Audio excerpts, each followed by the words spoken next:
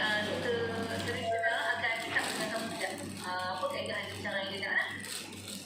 Okey, semua boleh dengar dengan jelas tak? Okey, Doktor, silakan Doktor. Okey, Assalamualaikum. Selamat hari kita bertemu lagi. Saya sebutkan satu-satu nama. Bidat Sofia ada? Okey, yang Nurul Hayati. Saya. Okey, ada. Lepas tu Nur Syazwana. Okey, ada Amirah binti Aminuddin. Dan saya. Okey. Dan ada sekali Nur Auni Khadijah. Saya. Kita ada setuju untuk anda memilih tajuk apa? Perpaduan asas kejayaan negara. Okey, tajuk pertama iaitu perpaduan asas kejayaan negara. Apakah yang menjadi tonggak perpaduan Malaysia dan bagaimana ia dapat dilakukan di tahun 2023 ini? Dan telah berbincang, saya difahamkan sebelum ini bulan ada dan memilih seorang moderator untuk forum akan kita bincangkan pada petang. So, kami sebagai juri akan memahami dan memberi penilaian markah kepada anda. Okay.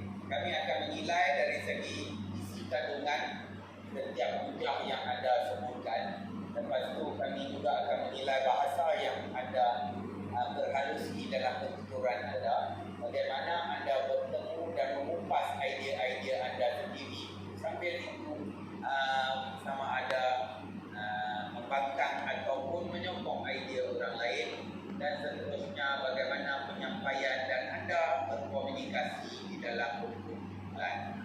Walaupun kumpulan ini adalah untuk menilai individu, anda perlu bertindak di dalam kumpulan. Okay. Saya juga harapkan anda juga telah memilih seorang moderator untuk menjadi ketua dalam penjelasan keseluruhan kumpulan forum ini. Siapakah moderator tersebut? Saya. Okey, Bidat Sofia akan bertindak sebagai moderator. Maka dengan itu saya serahkan kepada moderator untuk membuka bicara bagi tajuk perpaduan asas kejayaan negara. Apakah yang menjadi tonggak perpaduan Malaysia dan bagaimana ia dapat dilakukan pada tahun 2023 ini? Silakan. Bismillahirrahmanirrahim.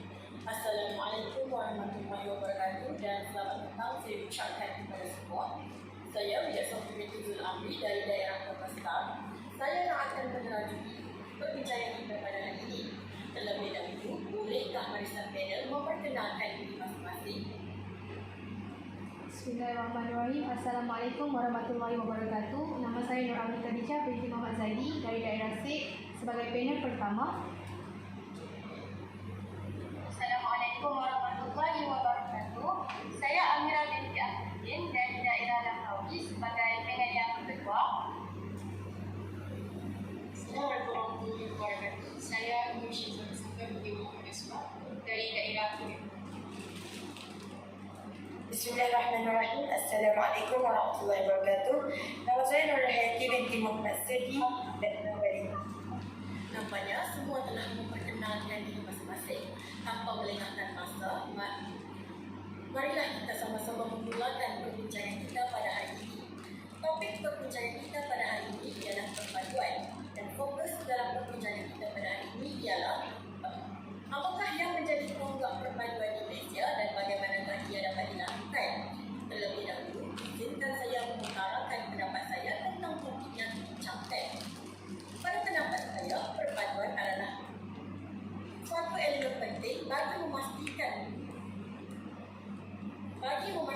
kestabilan dan kejayaan sebuah negara. Di Malaysia, perpaduan antara berbilang kaum telah menjadi tonggak utama kejayaan negara. Namun begitu, untuk memastikan kestabilan dan kejayaan yang berterusan, perlu ada usaha yang berterusan untuk memastikan perpaduan antara kalangan masyarakat diperkukuhkan. Pada pendapat saya, Malaysia boleh terus memperkukuhkan perpaduan dengan cara menghormati menghormati kepelbagaian, iaitu menghormati kepelbagaian dari segi perbezaan bahasa. Seperti mana yang kita ketahui, bahasa di Malaysia merangkumi bahasa Melayu, Mandarin, Tamil dan sebagainya. Oleh itu, penting untuk kita menghormati bahasa yang digunakan oleh rakyat Malaysia. Selain itu, menghargai kepelbagaian budaya. Hal ini kerana setiap budaya mempunyai keunikan dan keindahan tersendiri. Ianya dapat membantu dalam mengeratkan lagi hubungan antara satu sama lain. Selain daripada itu, agama juga memainkan aspek penting dalam memberi peranan dalam membentuk perpaduan dalam kalangan rakyat di Malaysia. Kita perlu menghormati perbezaan kepercayaan dan amalan agama masing-masing. Akhir sekali, menghormati perbezaan etnik yang terdapat di Malaysia, iaitu kita menghargai keunikan budaya dan adat resam setiap etnik. Hal ini dapat membentuk perpaduan dalam kalangan rakyat Malaysia. Jadi, boleh kita simpulkan bahawa menghormati kepelbagaian adalah aspek penting dalam memastikan perpaduan negara dapat dilakukan. Oleh itu, sebagai warga negara Malaysia adalah tanggungjawab kita untuk memupuk perpaduan dan menghormati kepelbagaian yang ada di negara kita. Bagaimana pula dengan pendapat yang pertama? Saya amat bersetuju dengan pengucapan moderator sebentar tadi, tapi bagi saya bahasa kebangsaan merupakan satu lambang yang menjadi tonggak kepada perpaduan negara kita, yang mana kita dapat lihat sejak zaman dahulu lagi, sewaktu Persekutuan Tanah Melayu di dalam Perlembagaan Rakyat, mereka menggunakan bahasa kebangsaan, iaitu bahasa Melayu sebagai bahasa tunggal dalam apa sahaja penulisan. Sebagai contoh, kita boleh tengok dalam Perlembagaan Persekutuan, mereka mewajibkan bahasa kebangsaan iaitu bahasa Melayu sebagai satu bahasa yang wajib ditulis ataupun dikarang di dalam Perlembagaan Persekutuan berikut. Jadi dengan cara ini kita dapat memantapkan lagi perpaduan di negara kita, sama ada melalui urusan rasmi negara, urusan perdagangan dan sebagainya. Bagaimana pula pendapat panel ketiga? Saya bersetuju dengan pendapat saudari. Jadi, bolehlah kita bagi dulu kepada panel kedua. Saya rasa dia ada idea kita dulu, kemudian baru saya akan berikan untuk saya. Terima kasih panel ketiga. Pada pendapat saya, pendidikan merupakan salah satu tonggak pada perpaduan di Malaysia. Perpaduan melalui pendidikan, sukatan pelajaran yang diperkenalkan merangkumi elemen-elemen yang berkaitan dengan yang bertemakan perpaduan. Hal ini dapat diterapkan dalam kalangan pelajar. Selain itu, dengan mewajibkan mata pelajaran bahasa Melayu dan sejarah sebagai mata pelajaran yang wajib ditulis dalam sijil pelajaran Malaysia, hal ini akan menjadikan pelajar untuk lebih ke arah perpaduan.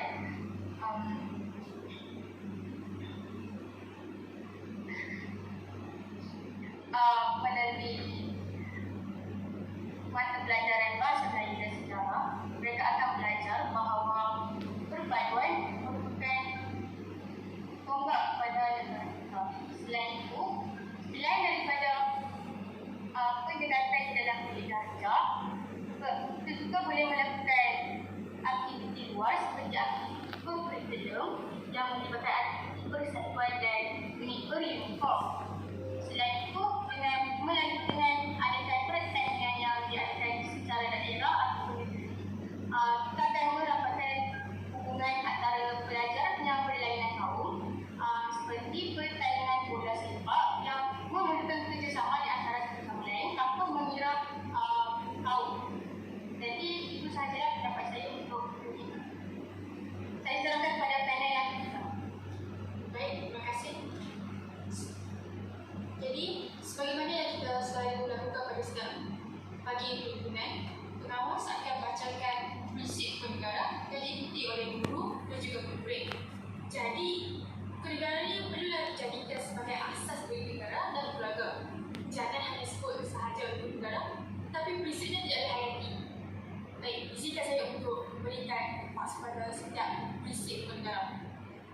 pertama, seperti yang kita tahu, kepercayaan kepada Tuhan. Kepercayaan hukum kepada Tuhan. Seperti mana yang semua orang tahu, agama Islam merupakan agama rasmi di Malaysia. Walau bagaimanapun, agama lain tetap memberikan kebebasan untuk diikuti. Hal ini menunjukkan bahawa Malaysia ini mempunyai hak kebebasan asasi. Tanpa agama, seseorang individu tu boleh meruntuhkan kepribadiannya dan merosakkan bangsa dan negara. Seterusnya, prinsip kedua, kesetiaan kepada raja dan negara. Iaitu seperti yang kita belajar dalam sejarah tingkatan 5, Malaysia mengamalkan sistem demokrasi berparlimen dan raja berperlembagaan. Di sini, seperti yang mana yang kita harus tahu, rakyat perlulah tak seperti keberadaan di Tuan Agong. Seterusnya, keluruhan perlembagaan. Keluruhan yang membawa masuk keagungan dan kemuliaan. Perlembagaan yang membawa masuk kepada undang-undang. Jadi, perlembagaan di negara ini telah diubah berasaskan kesepakatan semua kaum dan semua pihak. Jadi, kalau diikutkan perlembagaan yang dibuat, tiada istilah resis dalam yang telah dilakukan. Jadi, semua pihak dapat semua pihak dapat tempat yang adil dan saksama di Malaysia ini. Seterusnya, kedaulatan undang-undang. Kedaulatan undang-undang perlulah diikuti dan dipatuhi oleh semua. Mereka yang bergelar rakyat perlulah ikut tentang undang ini. Seterusnya, supaya hal ini dapat menjamin kesejahteraan semua. Jika tidak diikutkan undang, makanya akan jadi hiruk-pikuklah sebuah negara itu kan. Jadi, sesiapa yang tidak mematuhi undang-undang sepatutnya dihukum mengikut mahkamah. Dan setiap undang-undang yang dibuat semestinya ada relevan. Jadi, dia ada istilah beras sebelah ataupun rasis yang saya cakapkan. Yang terakhir, kesepadan dan kesusilaan. Perkembangan personaliti dan juga tingkah laku. Setiap rakyat Malaysia mempunyai kesepadan yang sendiri. Sebab itulah kita dihormati oleh negara lautan.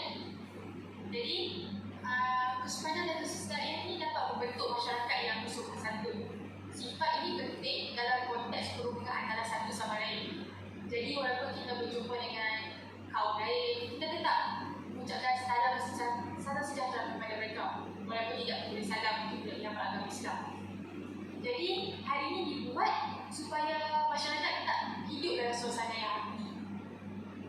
Jadi, sebagai yang semua tahu, prinsip hukum negara ini perlu dihayati dan diamalkan supaya masyarakat dapat kekal dalam perpaduan.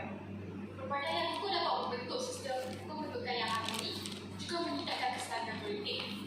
Jadi, saya rasa itu saja usaha saya. Saya akan berikan kepada panel ke depan. Terima kasih. Yang ketiga, saya akan sambung untuk isi tonggak perpaduan di negara kita. Sambutan perayaan juga merupakan satu tempat perpaduan di negara kita. Seperti yang kita sedia maklum, rakyat Malaysia sangat istimewa kerana walaupun terdiri daripada berbagai kaum dan agama, namun kita bukan sahaja berjaya mengekalkan keamanan negara, namun kita juga berjaya merayakan perayaan kaum yang berlainan bersama-sama. Realitinya, setiap perayaan umum kaum lain kita berkongsi bersama-sama. Umpama perayaan tersebut merupakan perayaan kebangsaan. Seterusnya, kita juga dapat melihat bahawa rakyat Malaysia telah berjaya mengetepikan kepentingan peribadi kaum masing-masing demi mencapai keamanan negara.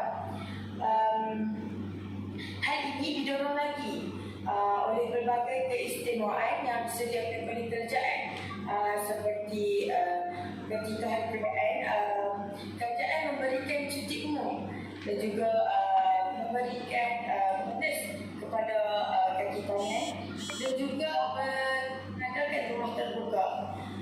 Perayaan sebenarnya telah menjadi platform terbaik bagi menumbuhkan semangat perpaduan di antara kita.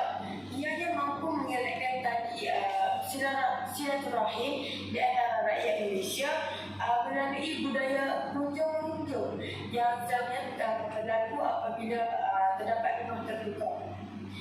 Jadi kita juga dapat lihat bahawa masyarakat berbagai etnik bukan sahaja bertolak ansur dengan budaya etnik lain semasa perayaan mereka. Malah ada juga budaya-budaya yang mereka ambil dan olahkan mengikut kesesuaian agama yang mereka ambil masing-masing. Jadi perkara ini dapat dilihat dari perspektif upacara perayaan seperti makanan dan juga pakaian. Jadi seperti yang kita tahu, baju kurung merupakan baju tradisional Melayu. Namun jika sewaktu perayaan Hari Raya Aidilfitri, kita tidak menjadi pelik jika kita ternampak orang yang dari kaum lain seperti Cina, India turut memakai baju kurung. Jadi di sini kita jelaslah bahawa sambutan perayaan merupakan tonggak perpaduan di negara kita. Nampaknya kesemua barisan panel telah mengutarakan pendapat yang benar serta memberikan kepastian yang menarik. Tanpa melengahkan masa, mari kita teruskan perbincangan ini. Saya mempersilakan kepada mana-mana panel untuk memberikan pendapat lain atau pandangan lain jika ada. Izinkan saya mula terlebih dahulu. Silakan saudari Awi. Saya bersetuju dengan semua isi yang dikemukakan oleh para panel masing-masing. Bagi saya ada isi tambahan yang mana agung di negara kita merupakan tonggak perpaduan negara yang kuat di mana yang diperlukan agung di negara kita sendiri memainkan peranan yang sangat vital dalam menjalankan keutamaan dan perhatian serius berkaitan dengan perpaduan di dalam setiap titah baginda. Jadi perkara ini dapat menjadikan negara kita di antara negara yang mempunyai perpaduan yang utuh dan kuat. Apa pendapat yang lain? Pada hemat saya, komunikasi juga memainkan aspek penting dalam kehidupan manusia. Dalam konteks ini, komunikasi berperanan untuk memupuk perpaduan dalam kalangan masyarakat di Malaysia. Melalui komunikasi yang baik, kita dapat memahami perbezaan budaya dan kepercayaan antara satu sama lain. Secara umumnya, komunikasi terbahagi kepada dua jenis, iaitu komunikasi verbal dan komunikasi non-verbal. Komunikasi verbal merupakan komunikasi secara lisan ataupun tutur kata yang membolehkan seseorang untuk berkomunikasi antara satu sama lain. Manakala komunikasi bukan verbal adalah seperti bahasa isyarat, bahasa badan ataupun ekspresi wajah untuk menyampaikan maksud tertentu. Dalam memupuk perpaduan, penting bagi kita untuk menggunakan komunikasi yang berkesan. Setiap individu mempunyai cara komunikasi yang berbeza-beza. Oleh itu, kita perlulah memahami gaya komunikasi yang digunakan dan menyesuaikan diri supaya individu lain mudah memahami apa yang kita hendak sampaikan. Selain itu juga penting untuk kita mengambil berat tentang sensitiviti budaya masing-masing. Contohnya, terdapat beberapa perkataan atau kata-kata yang mungkin dianggap sensitif dalam sesetengah masyarakat. Oleh itu, kita perlu berhati-hati dalam menggunakan kata-kata supaya tidak menyinggung perasaan mana-mana pihak. Kesimpulannya, komunikasi yang berkesan dapat menjamin perpaduan yang baik dalam kalangan rakyat Malaysia. Melalui komunikasi yang berkesan, kita dapat memahami perbezaan antara budaya dan juga kepercayaan antara satu sama lain. Oleh itu, kita perlulah mengambil berat tentang gaya komunikasi dan juga sensitiviti budaya masing-masing supaya komunikasi yang dijalankan akan menjadi lebih berkesan. Itu sahaja daripada saya. Ada lain? Silakan saudari Syahwana. Baik, seperti yang saya katakan tadi, prinsip rukun negara. Jadi negara ini ditegakkan atas pokok yang menjadi asas. Dalam hal ini saya ingin petik kata-kata yang Profesor Wu Kian Kim. Kalimah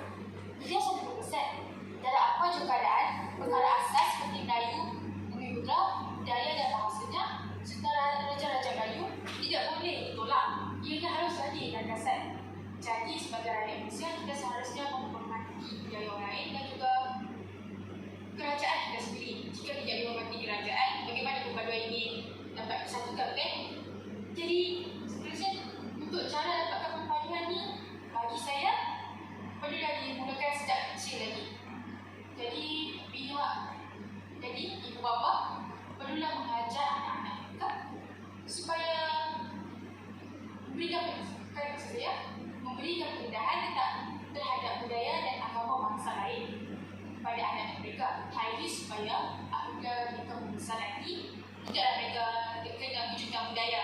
Jika melihat tiba-tiba jika cuba bayangkan saya kecil tapi saya tak tahu apa-apa tentang agama lain.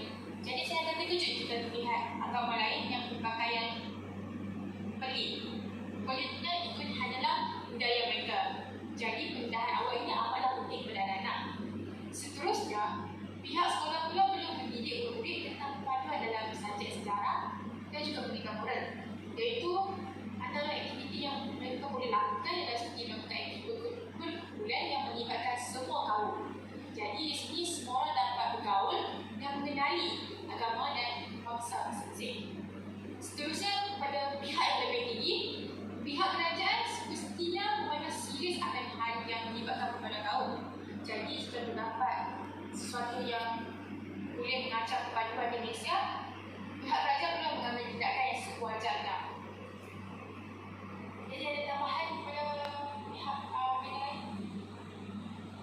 Izinkan saya untuk bercerita untuk menambahkan pendapat. Seperti yang dikatakan oleh panel ketiga, melalui hukum negara, ini merupakan tonggak kepada perpaduan kan. Salah satu hukum negara iaitu perlembagaan memberi perlindungan kepada hak dan keistimewaan setiap kaum dan kepentingan kaum-kaum yang lain. Keistimewaan kaum lain dan kepentingan kaum-kaum yang lain. Selain daripada itu, perlembagaan juga mempunyai kesepakatan kaum yang membentuk perlembagaan tersebut. Jadi jelaslah bahawa hukum negara adalah tonggak kepada perpaduan. Itu saja. Boleh saya menambah sedikit tentang saudara. Daripada kata-kata panel ketiga tadi, pihak sekolah perlu mengambil inisiatif untuk memperkukuhkan lagi perpaduan, betul? Jadi bagi saya, pihak sekolah boleh mengadakan sambutan kebangsaan pada bulan kebangsaan dengan mengadakan pelbagai aktiviti yang menarik untuk seluruh pelajar sekolah, yang mana pelajar sekolah tersebut yang terdiri daripada pelbagai kaum. Antara permainan ataupun aktiviti yang kita boleh adakan sewaktu sambutan hari kebangsaan tersebut adalah pertandingan berpakaian tradisional mengikut tahun masing-masing, dan juga mungkin kita boleh selitkan permainan tradisional, pertandingan permainan tradisional seperti congkak,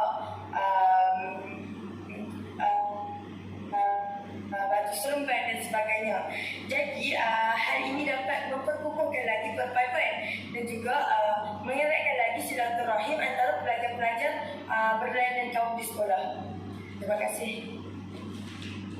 Izinkan saya menambah. Silakan. Sebagaimana diketahui, pada 23 November 2021, seorang ahli parlimen yang bernama Datuk Seri Bung Mokhtar boleh mencadangkan agar sekolah perpaduan diwujudkan di Malaysia ini untuk bertujuan bagi meningkatkan lagi semangat perpaduan dalam kalangan pelajar berbilang kaum. Seterusnya, dapat melahirkan individu yang sangat berdisiplin di dalam negara kita. Jadi saya ada tambahan. Seperti yang moderator kita kata tadi tentang bahasa. Jadi bagi saya, rakyat Malaysia, setiap rakyat Malaysia boleh belajar bahasa kaum lain untuk merapatkan lagi, untuk bina lagi perpaduan. Jadi selanjutnya yang kita tahu, orang India dia boleh berbahasa Inggeris, Melayu, juga Tamil. Apa kata untuk kaum Melayu pula, untuk yang berbangsa Melayu, mereka belajar pula tentang bahasa lain seperti Tamil ataupun bahasa Cina. Jadi mungkin di sekolah boleh sediakan subjek itu, dan mana-mana murid yang berminat boleh sertai kelas itu. Walaupun dia berbangsa Cina, mungkin belajar bahasa Tamil, yang berbangsa Melayu ingin belajar bahasa Cina. Jadi kita berikan kebebasan untuk mereka untuk belajar lagi tentang bahasa yang ada di Malaysia ini. Jadi seterusnya tentang yang tadi yang sebenarnya sebentar tadi panel katakan perayaan. Jadi perayaan tu boleh dilakukan, mereka boleh menukar baju. Maksudnya menukar baju tu orang bangsa Melayu boleh memakai pakaian kaum Cina, manakala yang India boleh pakai yang Melayu punya. Jadi dia akan lebih nampak meriah, juga merampakkan lagi perpaduan. Jadi dalam isu sensitiviti yang dikatakan sebentar tadi, seharusnya setiap orang di Malaysia patut tahu tentang isu sensitiviti setiap kaum. Jadi tiada lah isu yang sama berlaku. Seperti yang kita dengar sebelum-sebelum ni, banyaklah yang kata kaum ini macam ini, kaum itu macam itu. Mereka kadang berjumpa dengan kaum ini, mereka akan katakan sesuatu yang teruk. Hanya kerana seorang individu dalam kaum yang sama, mereka lakukan perkara yang membangkitkan kemarahan.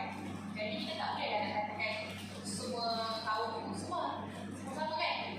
Okey, itu je. Nampaknya perbincangan kita pada hari ini cukup aktif dan berkesan. Namun masa mencemburui kita. Sebelum pena diskusi melaburkan mentahnya, perpaduan adalah asas kejayaan negara. Malaysia mempunyai kepelbagaian budaya, agama, etnik dan ia perlu dikukuhkan dan dikekalkan. Usaha yang berterusan perlu dilakukan untuk memastikan perpaduan negara dalam kalangan rakyat di Malaysia. Terima kasih. Tampaklah